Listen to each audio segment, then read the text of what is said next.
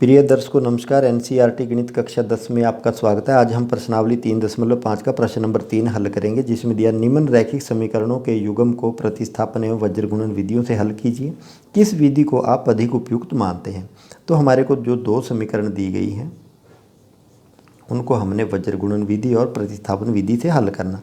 प्रतिस्थापन विधि से हम पहले भी हल करके आ चुके हैं, लेकिन इसमें होता क्या है कि हम एक x की वैल्यू निकाल लेते हैं किसी एक समीकरण से, चाहे यहाँ इस समीकरण से निकालें या इससे निकालें, या y की वैल्यू भी हम इससे निकाल सकते हैं और उसको दूसरी जो समीकरण होती है उसमें उसको सब्स्टिट्यूट कर देते हैं, प्रतिस्थापित कर देते हैं और उसका मान निकल जाता है।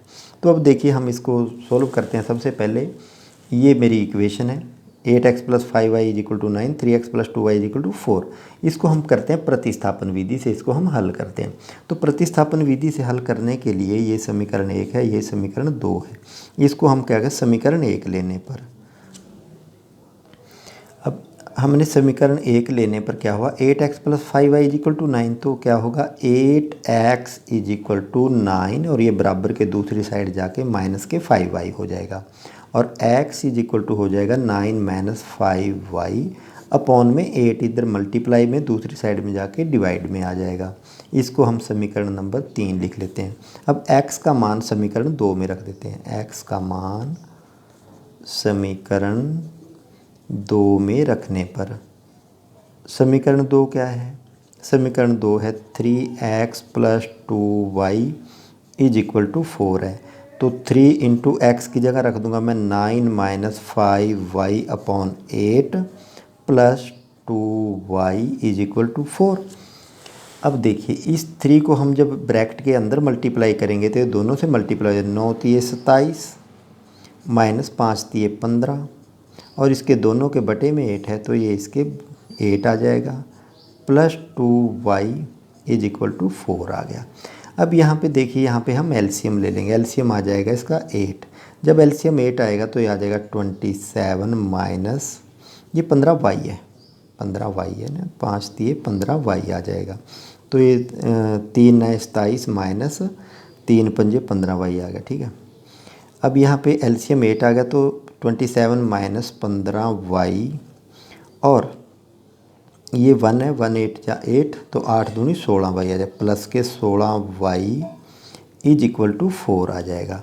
अब यहाँ पे देखिए 16y प्लस के 15y माइनस के तो अकेला y बच जाएगा, y = ये 8 इधर डिवाइड में है पूरे के तो दूसरी साइड में जाके मल्टीप्लाई हो जाएगा, 8 चौके 32 हो जाएगा और ये इधर प्लस का है तो ये दूसरी साइड जाके माइनस के आ जाएगा 27। तो y का जो मान आ जाएगा मेरे 32 में से 27 जाके 5 आ जाएगा।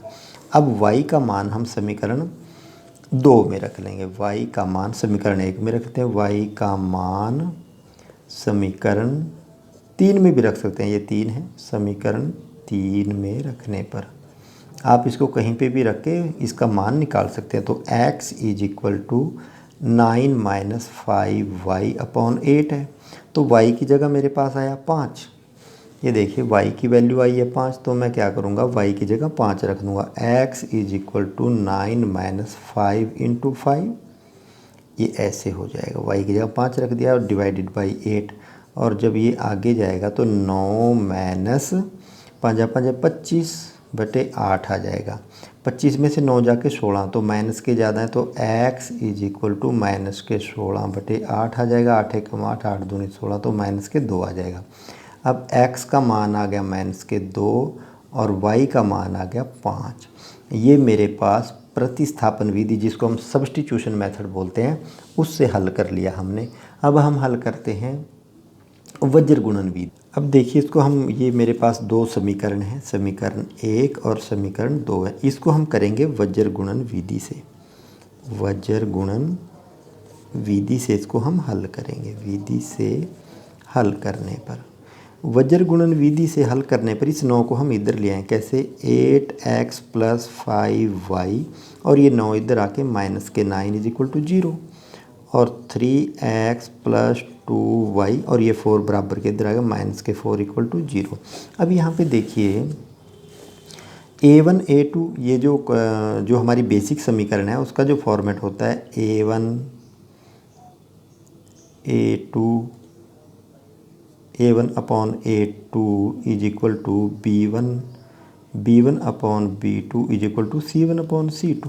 अब यहाँ A1 B1 C1 हम कर लेते हैं। A1 is equal to 8, B1 is equal to 5 और C1 is equal to -9। A2 is equal to 3, B2 is equal to 2, C2 is equal to -4।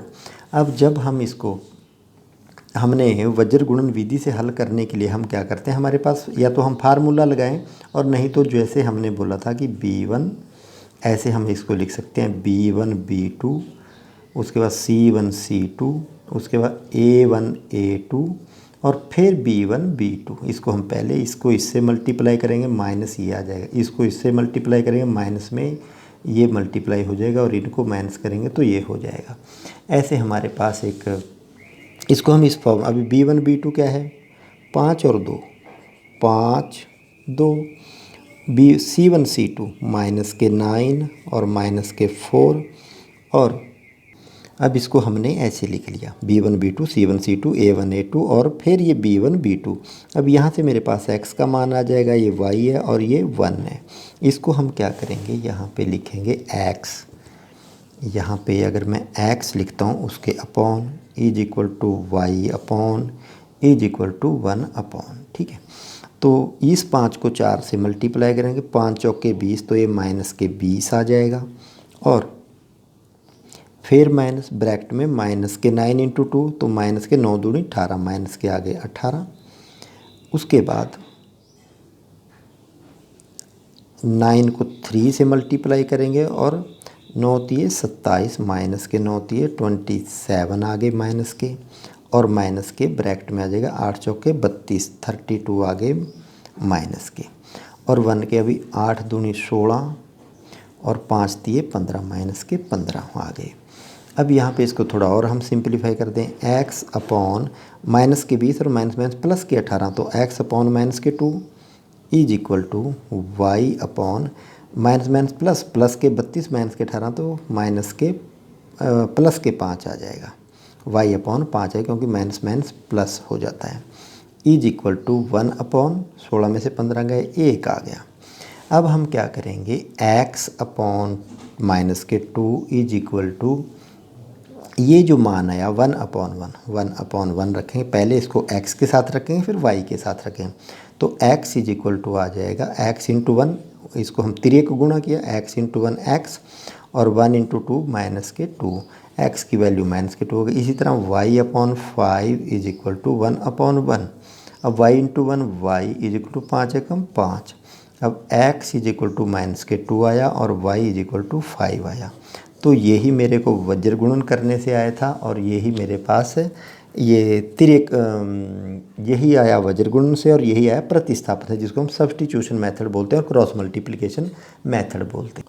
अब उसने बोला कि कौन सी विधि अधिक उपयुक्त है, तो अधिक उपयुक्त, तो वैसे तो दोनों विधियाँ अधिक उपयुक्त हैं, लेकिन हम लिखते हैं अतः वज्र गुणन विधि अधिक उपयुक्त है, अधिक उपयुक्त है। ये इसका आंसर आ गया। Thank you for watching.